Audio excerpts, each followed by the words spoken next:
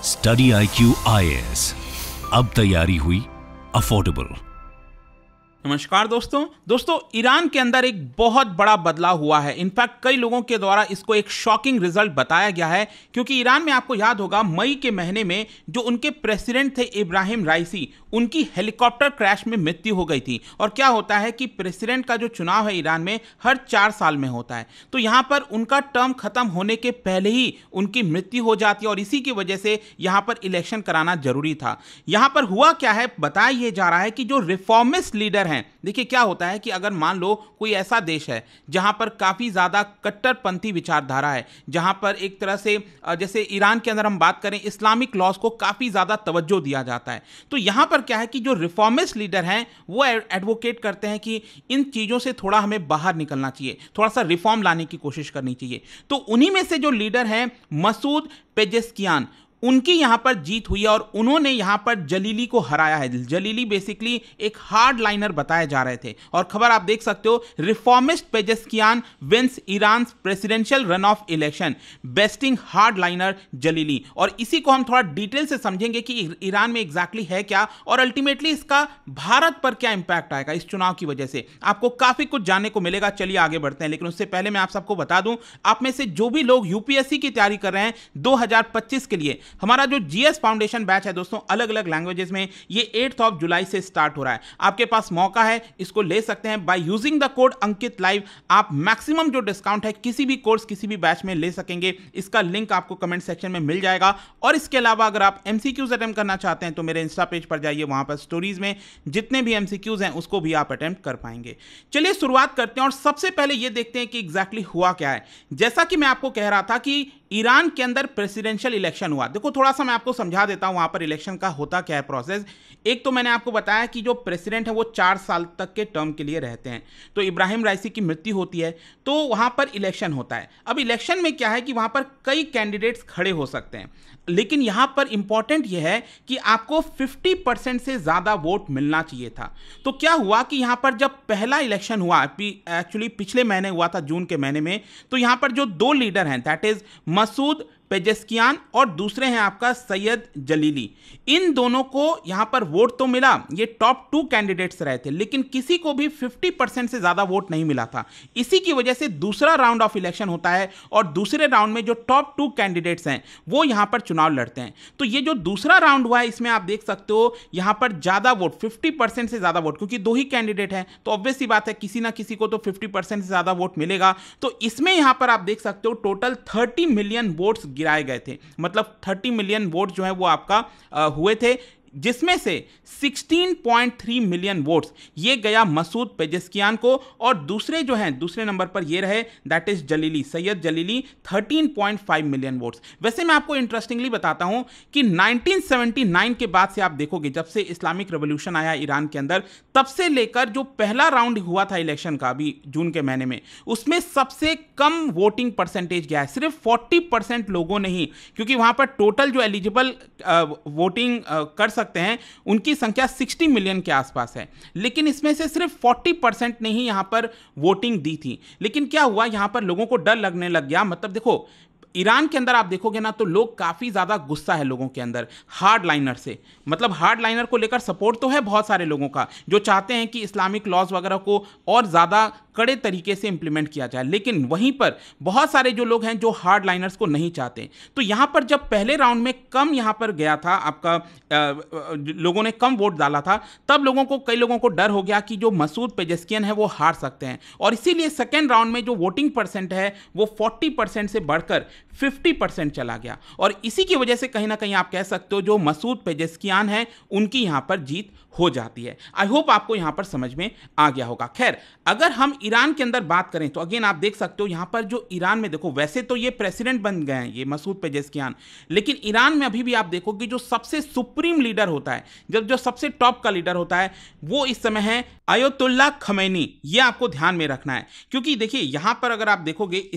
Iran के अंदर तो 1979 तक यहां पर जो डायनेस्टी रूल करती थी वो थी पहलवी डायनेस्टी। उसके बाद ये बहुत बड़ा रिवॉल्यूशन आता है, एक टर्निंग पॉइंट आप कह सकते हो ईरान के अंदर, और इसकी वजह से यहां पर क्या है कि जो पहलवी डायनेस्टी थी उसको उखाड़कर फेंक दिया जाता है और इस्लामिक रिवॉल्यूशन की वजह से जो इस्लामिक रिपब्लिक है वो आपका बन जाता है ईरान। और तब से लेकर इस तरह का सिस्टम चलता आ रहा है। इसमें आप देख सकते हो यहां पर जो रिलीजन है ईरान के अंदर, टोटल आपको मैक्सिमम 99% ज्यादा तो इस्लाम के देखने को मिलते हैं, लेकिन उसके अंदर शिया इस्लाम सबसे ज्यादा मेजॉरिटी में है, लगभग 90% के आसपास। और इसीलिए आपने देखा होगा जो सुन्नी मुस्लिम मेजॉरिटी कंट्री है सऊदी अरब, उनके साथ हमेशा यहां पर इश्यूज चलता रहता है। फिर इसके अलावा आप देख पाओगे जो करंट कॉन्स्टिट्यूशन है ईरान का वो भी आपका 1979 से ही चलता आ रहा है। खैर, सुप्रीम लीडर की अगर हम बात करें, क्योंकि देखो यहां पर उनका रोल बहुत इंपॉर्टेंट हो जाता है। 1979 में जो रेवोल्यूशन हुआ था उसमें सुप्रीम लीडर को सबसे बड़ा यहां पर लीडर माना गया। और देखिए उन्हीं के अंदर में सब कुछ होता है, armed forces, head of judiciary,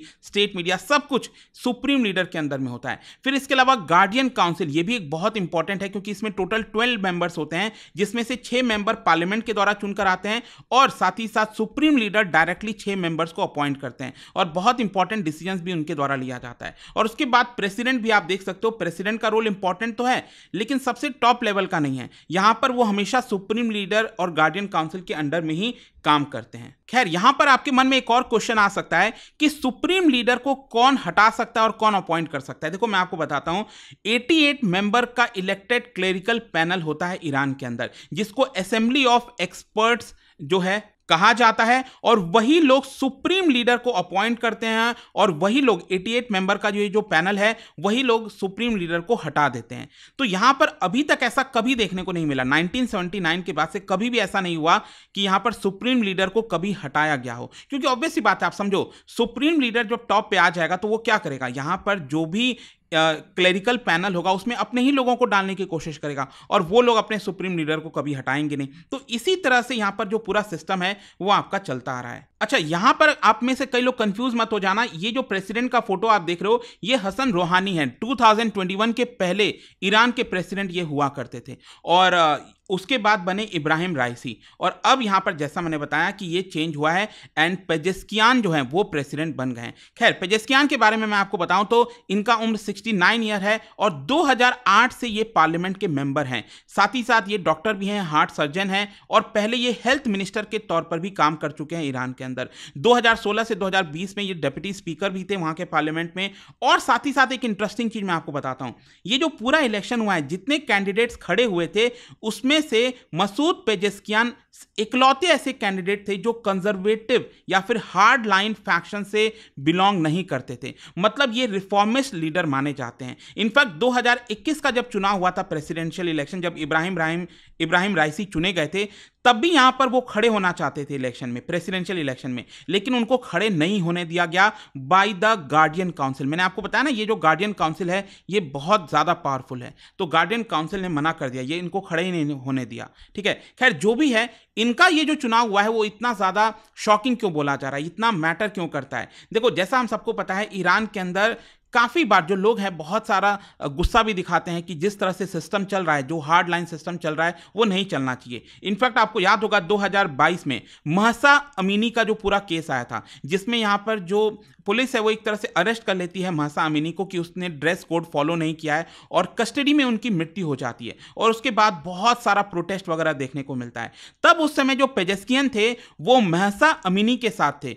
उन्होंने कहा कि जिस तरह से ड्रेस कोड और इस तरह की चीजें फॉलो करने की कोशिश की जाती है ऐसा नहीं होना चाहिए। तो वो हेड स्कार्फ जो कानून है ईरान के अंदर उसके खिलाफ हैं, एक तरह से आप कह सकते हो, इसीलिए यहां पर रिफॉर्मिस्ट माने जाते हैं। और इसके साथ साथ वो एडवोकेट करते हैं कि ईरान के अंदर मॉडरेट पॉलिसीज होनी चाहिए, और साथ ही साथ वो वेस्टर्न कंट्रीज के साथ भी जो रिश्ते हैं उसको ठीक करने की बात करते हैं। आई होप अब आप समझ रहे होंगे कि उनका जो चुनाव हुआ है वो कितना ज्यादा मायने रखता है। लेकिन क्वेश्चन यहां पर यह भी है कि क्या वो ईरान के अंदर एक बहुत बड़ा बदलाव ले आएंगे, कुछ एक बहुत बड़ा चेंज हो जाएगा। देखो, ऐसा नहीं लगता।